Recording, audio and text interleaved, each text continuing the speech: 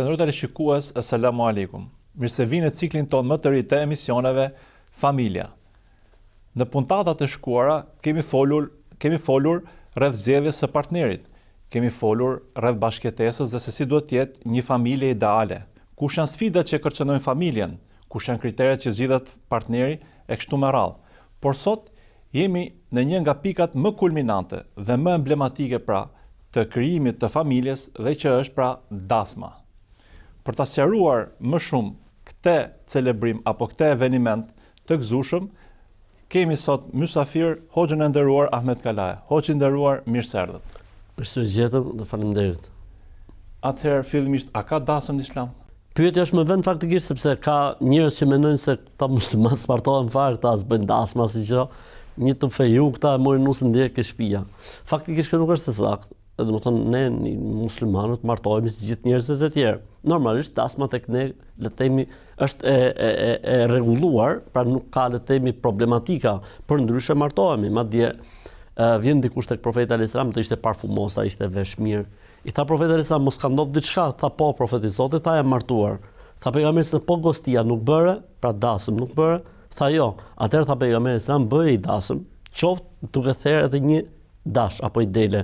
Pra ideja është e gostisë, e gëzimit, e shfaqjes gëzimit, sepse ne gjithmonë themi që martesa është bekim, dhe është hapi më i bukur dhe më i mirë që hedh njeriu në jetë. Atëherë këtë mirësi që na ka fal Zoti, mundohemi ta ndajmë edhe me të tjerët, që të marrim uratat e tyre, lutjet e tyre, bekimet e tyre, me kuptimin e duave, domethënë. Kështu që ka dasëm në Islam, ekziston dasma në Islam, domethënë, si më thon, është fundi i procedurave. Pastaj nga dasma mbrapa, aty pastaj fillon jeta bashkëtorë. Deri aty jemi me ëndra, deri aty jemi me lule, aty pastaj fillon 24 orësh, me kuptimin pra fillon jeta bashkëtorë, me kuptimin e plotë të funksionimit të saj. Kush janë disa nga elementet që përbën dasmat në Islam? Pra, folëm për gostin. Nuk e di, ilahi, këngë. Atëherë, për sa i përket dasmave, ne do të shohim pjesën e ftesës si fillim. Ne në Islam themi që muslimani ka disa detyrime ndaj muslimanit. Dhe ndër detyrimet që ka muslimani ndaj muslimanit është nëse ftohet për dasëm, pra nëse ftohet për gostin e martesës, duhet të përgjigjesh. Përveç se nëse ka ndonjë arsye madhore që nuk mund të përgjigjesh, smundja apo udhëtimi apo ndonjë angazhim që ti nuk lirohesh dot. Përndryshe, nëse dikush thon në rastin e gostisë, duhet të përgjigjesh sepse është vajxhib, pra është detyrë të përgjigjesh. Nëse ka arsye madhore, pra shëndetësore apo diçka tjetër, njeriu kërkon ndjes edhe mund të mos paraqitet. Për sa i përket të ftuarve, njerëzit e ftuar normalisht do të jenë nga njerëzit le të themi e afërt familjes, pjesa e parë, dhe duhet të jenë njerëzit e afërt me ty, pa bërë dallime për shkak të pozitës apo për shkak të pozicionit shoqëror apo të pasurisë që kanë njerëzit.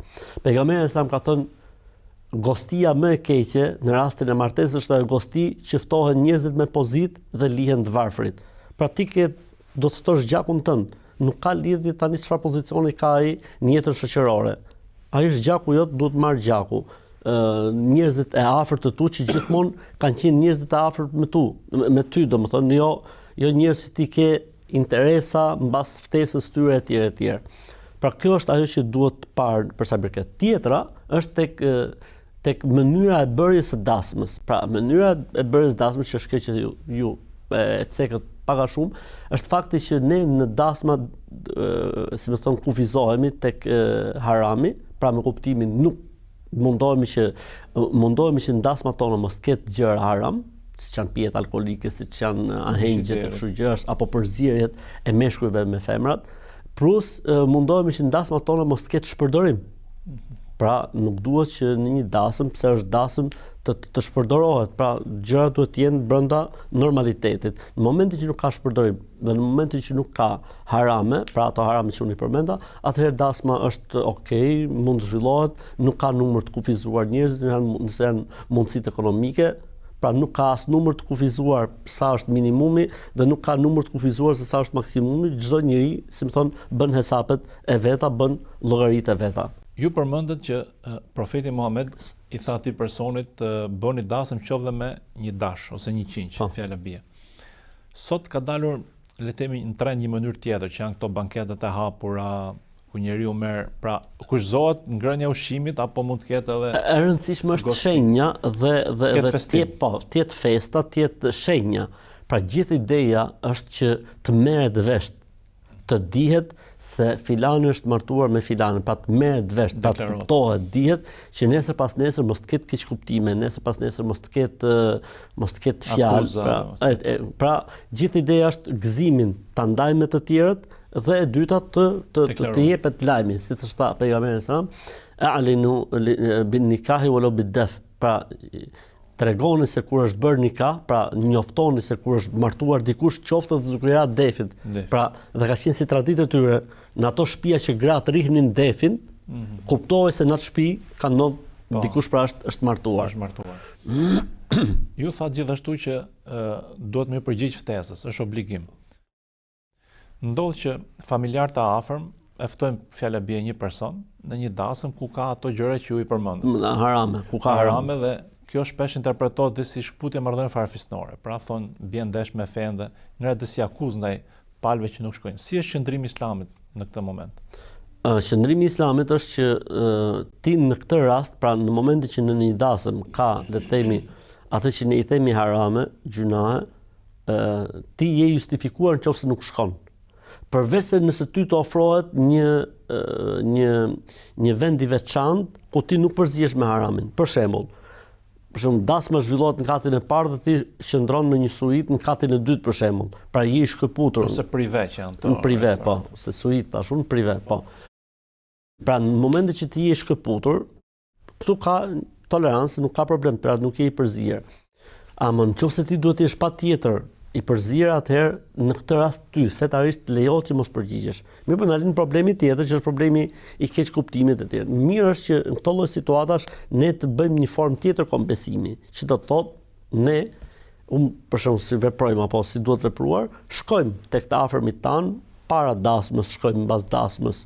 Pra ato qoka si quhet në gjuhën popullore, i bëjmë dhuratat e gjitha, por nuk prezantojmë dot në dasëm, dhe unë besoj se ka mirë kuptim, sepse njerëzit fund e fare e dinë që ne falemi dhe lutemi, edhe e kanë këtë pjesë, pra e kanë atë pjesën e mirë kuptimit, Po mund të bëhet dhe diçka tjetër, mund të shkohet si fillim, të prezantohet, dhe pastaj me mirë kuptimin e tyre kërkohet ndjes, pra që mos duket se mungoi apo nuk ishte. Po në momentin që fillojnë pastaj ato alkooli, ato gjërat e tjera, atëherë me mirë kuptim, do të thonë shkëputet. Pra unë mendoj se nëse është dëshira e mirë dhe qëllimi i mirë, do të ketë mirë kuptim. Pra edhe ata do ta kuptojnë.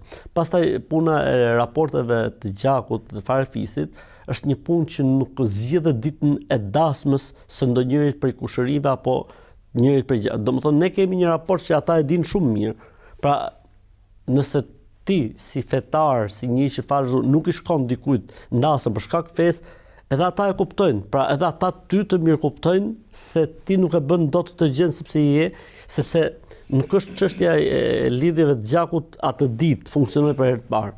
Dhe ky ndoshta mund të jetë një problem i mangësisë tonë apo i mungesës tonë në jetën e farefisnisë dhe të gjakut, sepse nëse ne do të ishim vazhdimisht prezent, vazhdimisht kudo pra në gjakun tonë dhe në farefisin tonë, sjelljet tona fetare do të ishin për ata të mirë kuptuara. Në momentin që ka shumë shkëputje dhe largësi dhe vjen një dasëm dhe ti edhe nuk i shkon dasëm, këtu pastaj domethënë ka një lloj goditje, le të themi. Për këtë arsye, domethënë ne duhet të jemi shumë korrekt në lidhjet e gjakut, në raportet tona me farefisin dhe me gjakun ton, në mënyrë që nesër pas nesër, kur ne do të mbajmë një qëndrim fetar, mirë kuptohet dhe përkundrazi nuk ka asnjë lloj paragjykimi. Por kjo nuk na liron nga fakti që ne të bëjmë atë që quhet tradita. Pra tradita është kur ftohesh diku, duhet përgjigjesh me diçka. Dhe këtë ti mund ta bësh atë ditë mëngjes, këtë mund ta bësh një natë përpara, këtë mund ta bësh të nesërmen. E rëndësishme është të jesh korrekt edhe tek kjo pjesë. Në fakt, tregonte një miku janë që jeton në Norvegji, kontrasti se si është dasma këtu ose si është dasma atje. Dhe thoshte që pronari jon kishte dasëm, si më thon fundjavë, dhe i tha vllajt vet, do vish ndasëm i tha të dielën, i tha jo se kam lënë për drek me bashortën time tha. Domethënë dhe ky tha Bori çuditha se këtu ke ne tha i shput më 10 herë për gjithmonë, dhe në momentin që nuk të vjen, pra është një kontrast domethënë dhe mbetet i fortë, por që siç e thatë dhe ju, pra edhe ajo me fjalë nuk vi dot se jam me drejt ekstremi tjetër domethënë. Por që mirëkuptimi mirëkuptimi duhet patjetër. Sidomos këto situata. Ju përmendët pak dhe pjesën e shpërdorimit. Ka disa tradita që dasma bëhet fjala bie 2 ditë, 3 ditë, ose një herë bëjnë familja e vajzës, një herë bën familja e djalit. Pra kush është shpërdorimi dhe? Shpërdorimi do të thotë të gatuhet më shumë se sa është e nevojshme. Në momentin që bëhet, le të themi, procedura e dasmës me 2 bankete, me 3 bankete, me 3 shtrime, me 5 shtrime, nuk ka problem. Gjithë problemi është mos ketë shpërdorim. Shpërdorim do të kupton ushqim më tepër se sa është e nevojshme. Ushqim që hidhet. Ky është kuptimi i fjalës shpërdorim, dhe nuk është kuptimi pse u bë shumë.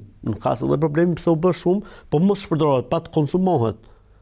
Ose ajo që le të themi që nuk përdoret të jetë diçka le të themi minimale, normale, po jo që të hidhet ushqimi i madh që pastaj kalon mëkat, që kalon gjuna, sepse Zoti thot, hani dhe pini dhe mos e teproni.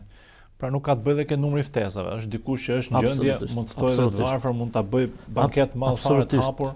Po nuk ka asnjë lloj kufizimi. Pra nuk hyn ke shpërdorimi pjesa e shumës monetare, se sa hyn ke pjesa që ushqimi do shkojë dëm. Domethënë kjo është koncepti. Gjithë ideja është mos shkojë dëm. Kjo është ideja, domethënë. Kur le të themi deklarohet dasma, kur është afati që duhet deklaruar dasma dhe a mund të shlyhet, pra nëse dikush e ka lënë tani është bërë me fëmijë, se shohim shumë raste që bëjnë dasmën bashkë me fëmijët. Dasma faktikisht bëhet mas nikahut. Pra bëhet nikahu edhe mirë është që mos zgjasë shumë kjo koha mes nikahut edhe gostis, pra dasmës, edhe sa më shpejt aq më mirë. Pra gjithë ideja është që njerëzit gëzojnë, njerëzit prezantojnë, njerëzit të informohen, dhe nëse ky pastaj është bërë me fëmijë, e bën dasmën mas 3 vjetësh, kjo pastaj nuk është dasmë, kjo është ceremoni përkujtimore. Kur kanë lënë celebrime pa bërë. O shkret diun që bona vetes. Kjo është që kanë bërë vetes. Ose këto përkujtimore që bëjnë tani 5 vjetore martesë dhe 10 vjetore martesë. Kjo është sikur më hap ato ditët e pritjeve për vdekje. Kështu që nuk ekzistojnë këto gjëra faktikisht, edhe ajo bëhet para se me bo bismillahin, kur i thon, para se me provu mjaltin. Po e provove mjaltin, pastaj po deshe po dasëm, po deshe mos bëj. Kjo është ideja. Po muj mjaltit lejohet? Gjatë nuk tani jeta faktikisht do të jetë gjithë një jetë mjalti faktikisht, se kur thu muaj mjalti i bie që mas muajit mjaltit filloi muaji i qepës edhe i hudrës. Kështu që si ide që marrin, shkojnë në pushime. Nuk ka asnjë lloj gjëje që të shfrytëzohet, le të themi, koha e pushimit, që të shfrytëzohet, le të themi, kjo koha e lidhjes së re, domethënë që po bëhet. Nuk ka asnjë lloj problemi të shfrytëzohet si situatë dhe si rast, nuk ka asnjë lloj problemi. Fetarisht okay është. Ka edhe një hadith nduket që kur është vajzë rrin 2 javë si është, kurse kur është domethënë që edhe në Islam shumë ekziston kjo. Ajo që mos më dal fare. Mos më dal fare, po kjo është më i mjaltit. Okej. Tani nga që s'len me dal, ikën jashtë shtetit, ai që del vet jashtë. Okej. Po ekziston faktikisht një lloj raporti, si më thon, më shumë tolerant ndaj rastet kur vajza është, domethënë, e virgjër. Normalisht një përkujdesje më e madhe nga ana e mashkullit për të, domethënë, kushtim rëndësie, po është kjo ekziston disa hadithe që 1 javë është, 1 javë.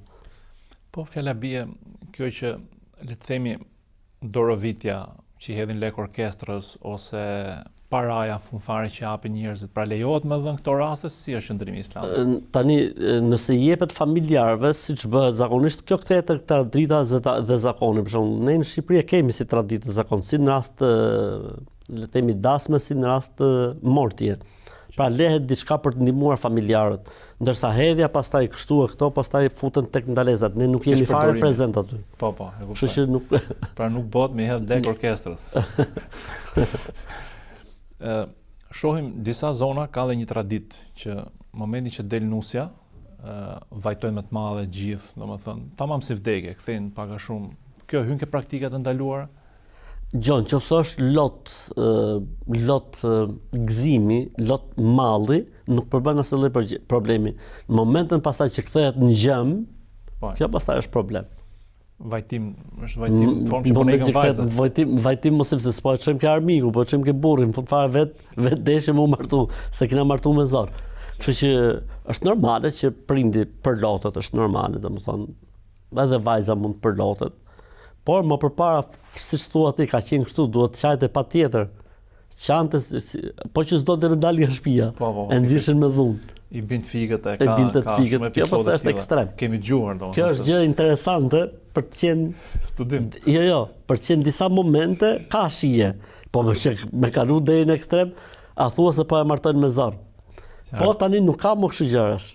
Ajo ka atë bukurinë vet faktikisht, ka atë disa pikëlloheshin njerëzit, aq sa gëzoheshin atë ditë dhe pikëlloheshin. Se janë distanca të largëta ndoshta. Distanca të largëta, po edhe ka pas atë lezetin e vet. Po në momentin çdo gjë ka lezet kur është në masën e vet. Në momentin që pastaj te kalohet në masë, është problem. Pra është e vërtetë që ka raste që kthehen traumë. Gjithashtu shohim që ka edhe shumë bestytni. Po. Hullin oriz në makinë, të kam të grus, lynë derën me mjalë, ku diun pasaj vjera nxjerrat e gjelin, që përmend edhe episodin e kaluar e jep ato gjelat e arit, domethënë janë shumë bestytni që ka shumë bestytni fatkeqësisht që lidhen me martesën. Ndër poça që shkoj sherrë aty. Ndër këto, le të përmendim se ndoshta edhe njerëzit, domethënë zejnë mend te kjo pjesë. Prej bestytnive flas për pjesën e Shqipërisë londineze, nuk e di nga pjesa e Dardanis dhe Iliriadës se si veprojnë, po këtu në Shqipërinë londineze për shembull kanë këto tradita që quhen besytni dhe nuk janë as pak në lidhje me Islamin. Prej besytnive kemi qysh në mënyrë se si lahet dhëndri atë ditë. Mënyra se kush duhet flej i pari në krevatin e dhëndrit, mënyra se si duhet vishet dhëndri, mënyra se si duhet qepet, mënyra se si duhet ruhet, mënyra se si do të futet atë ditë në shtëpi, si duhet dali. Kemi tek nusja, kemi mënyra se si lahet, mënyra se si i bëhet, domethënë zbukurimi, mënyra se si veprohet kur del nga shtëpia, dhe kemi dy problematika kryesore. E para bëhet një rrethojë apo një tepsi e madhe, e cila përzihet me oriz, me sheqer, me pare, me karamele, edhe kjo pastaj kur del nusja e hedhin. Kjo ideja është që gjas me jeta të shkojmë mbar dhe mirë. Këtu kemi hyrë në idhujtari. Kemi të bëjmë me besytni. Pse? Se nuk janë karamelet e nuk është sheqeri që ta bëjë jetën mbar. Është këtu. Dinë ato të jetojnë apo nuk dinë të jetojnë. Prej besytnive është çelja e rrugës ose përpara ose mbrapa ose në të dyja rastet me raki. Pse e bën këtë? Se i kam pyet, po pse e bën këtë? Thotë që nëse ka magji të digjet magjia. Kjo është e kundërta komplet. Nëse ka magji dhe ti hedh raki, dhe ti hedh raki e ke zhvilluar edhe më shumë, edhe e ke forcuar më shumë. Prej besytnive ose prej këtyre problematikave është ose që hasim, është thot nusja kur vjen ke shtëpia, për herë të parë, urdhërohet që t'i fusi gishtat në mjalt dhe të lyj derën fillim, domethënë, edhe anash kështu. Dhe kjo është idhujtari, pse se nuk është mjalte që ta bëj jetën mjalt, po është sjellja, edukata, komunikimi, është mënyra se si ju do të kaloni me njëri tjetrin ajo që e bën jetën mjalt. Pra, janë disa gjëra që duhen eliminuar dhe duhen zhvilluar gjërat normalisht, pa pas nevojë dhe në përgjithësi, sa herë që ju thon boni këtë se është mirë, mos e boni këtë se është keq, dijeni se ka falsitet aty brenda. Edhe largoni prej këtyre gjave se gjuna, domethënë, në një ditë gëzimi, në një ditë mirësie, domethënë të bësh paganizëm apo të bësh besytni. Kur derdhet në pije, thonë mos do bë kanë shër gjithë jetën. Domethënë nuk marrojnë, rrini qetë se nuk ka as problem. Ose thon për shembull nusja duhet thyr diçka. Po, thym poça vazo që të shkoj aty sherrri gjasmë. Gjasmë të shkoj sherrri aty. Gjithë këto janë besytni, shirk i vogël, pra, domethënë konsiderohet idhujtari, formë idhujtarie, formë paganizëm. Prandaj dhe duhet të jemi të kujdesshëm. Prandaj dhe duhet të jemi shumë të kujdesshëm. Përkundërzi mund ndikojë edhe për keq, ke mbarvajtje, ke risku, ke sepse momenti që sepse ke bosh shok Zotit dhe normalisht që në momentin që bie në idhujtari dhe në paganizëm, nuk ta bën Zoti mbar. Pra, vend se për të na ecur na ecën keq. Pikërisht. Pra këto ishin pak a shumë disa nga praktikat e gabuar ose të ndaluar. Bëjmë një shkputje shkurtër dhe rikthehemi sërish në studio.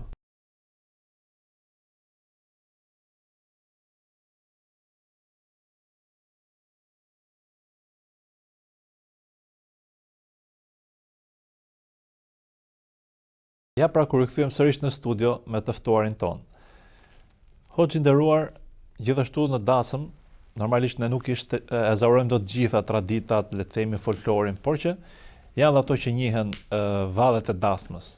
A lejohet kërcejnë fjalabie femrat ose meshkujt, vallet, a lejon?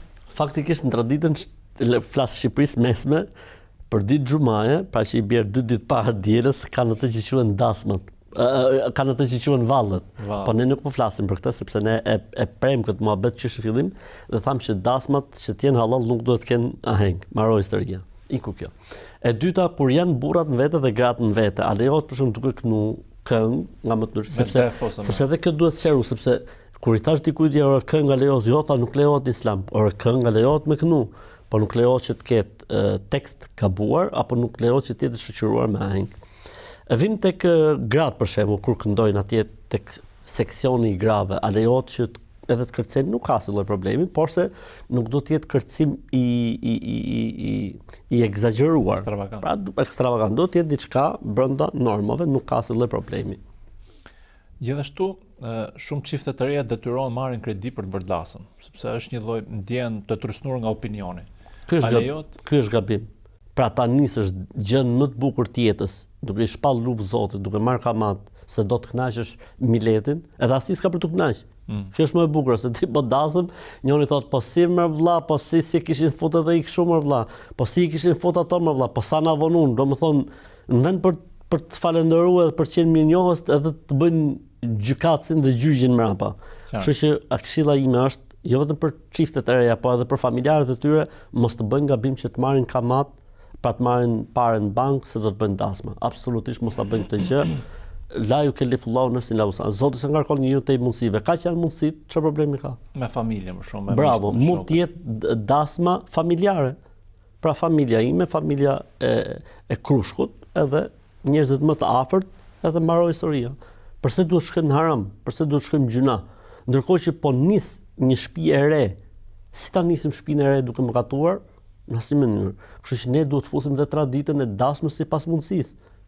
Që do thotë merr njeriu njerëzit e tij më të afërt gjakut, ai nga familja e vet, ajo nga familja e saj, edhe bëhet edhe mbyllet historia. Pra nuk është të thonë që patjetër duhet të ketë diçka të madhe. Si kanë qenë, le të themi, dasmat në kohën e Profetit alayhis salam ose le të themi në trashëgiminë islame, pra si? Shumë të thjeshta. Pra me kuptimin bëhej prezantimi i çiftit, nëse binin dakord, bëhej nikahu, mbas nikahut nuk zgjaste shumë dhe e merrte nusën ke shtëpia, duke shtruar diçka për njerëzit. Kanë pastruar në një ditë për burrat dhe kanë pastruar në një ditë tjetër për gratë. Kjo ka qenë ajo që ka qenë më e njohura si traditë. Pra nuk i bëshin të dyja në një ditë siç e bëjmë ne për shembull burrat me ikra, sepse edhe kushtet edhe koha sot ka ndryshuar, aty ka qenë pak më ndryshe, ka qenë jeta më e thjeshtë. Pra në një ditë bëshin për burrat, në një ditë bëshin për gratë dhe kaq domethënë mbyllej. Vetë Profeti alayhis salam, sahabët kanë pas shkuar në për dasma kur ftoheshin? Absolutisht që po, janë përgjigjur sepse ka qenë obligim. Pra vetë Profeti alayhis salam tha, është e drejta e muslimanit dhe muslimanit që nëse domethënë e fton ti përgjigjet në dasëm, është përcaktuar dasma në dasëm.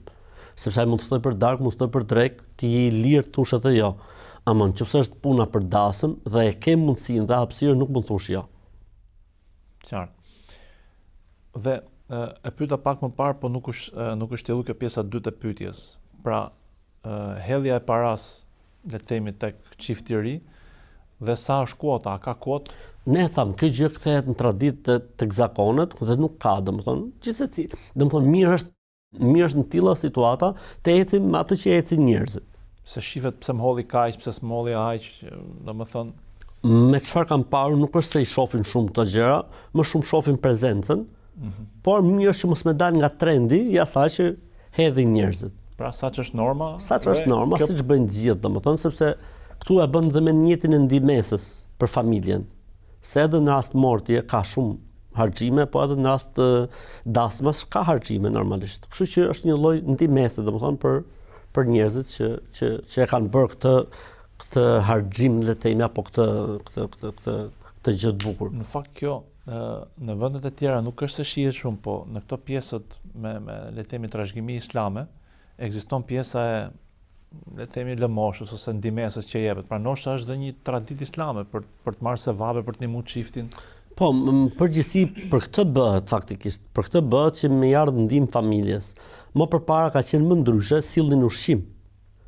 Pra në rast mortje për shembull kanë pasjell ushqimin njerëzit e fshatit, njerëzit e lagjes sillnin gatimet e tyre edhe hajshin, domethënë gratë në vete, burrat në vete. Dhe unë e kam përjetuar këtë. Pra nuk është se e kam më dëgjuar, po e kam përjetuar.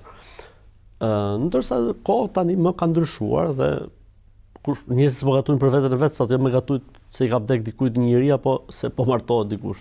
Mbetet pra le të themi simbolika e solidarizimit me këtë rast edhe e festimit. Po.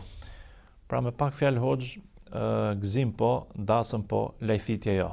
Pra, kjo është ideja, po edhe jo shpërdorim domethënë. Po lajthitjen të gjitha dimensionet domethënë. Mos shkohet në teprim, por edhe mos jetë nga ana tjetër kursim i madh që të ketë pasoja. U përpoqëm të zaurojmë sot sa mundëm nga traditat e dasmës. Ju falenderoj në emër të publikut për sqarimin që na bët dhe qëndrimin që ka Islami pra karshik këtij vendimenti madhështor. Gjithashtu falenderoj teleshikuesit për vëmendjen që na kushtuan. Deri në emisionin e ardhshëm, asalamu alaikum.